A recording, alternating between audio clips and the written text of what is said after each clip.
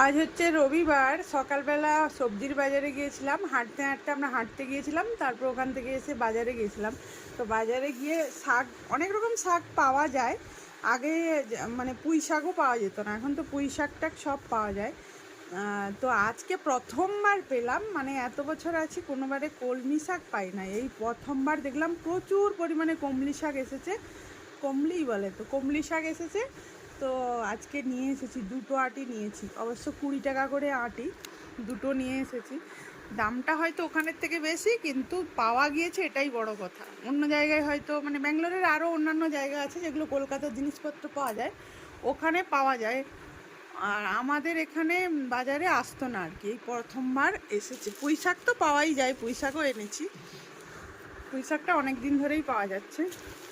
দাঁড়াও বের করে দেখাই তোমাদের।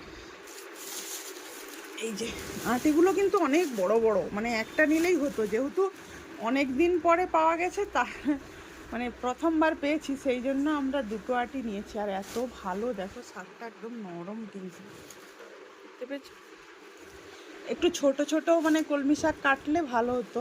পরে পরে যখন জানতে পারবে সবাই যে এখানেও পাওয়া যাচ্ছে, তখন হয়তো এত মোটা আটি থাকবে না। এটা অনেকটাই আছে, মানে প্রায় 500-র উপর আছে আটিতে। ঠিক আছে, 20 টাকা নিয়েছে।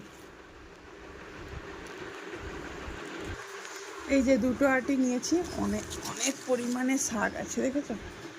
এই প্রথমবার ব্যাঙ্গালোরে পেলাম কলমি শাক, কলমি না, কমলি শাক।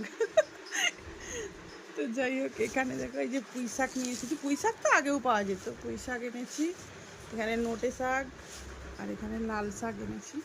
সবই 20 টাকা করে, এক আটি 20 টাকা, বুঝলে? পুঁই শাকও এই যে এতটা থাকে, এটা 20 টাকা করে। অনেক পার্থক্য, ওয়েস্ট বেঙ্গলের থেকে ব্যাঙ্গালোরের অনেক পার্থক্য, অনেক জিনিসপত্রের দাম বেশি, এই আর কি। যাই হোক, পাওয়া গেছে, এটাই বড় কথা।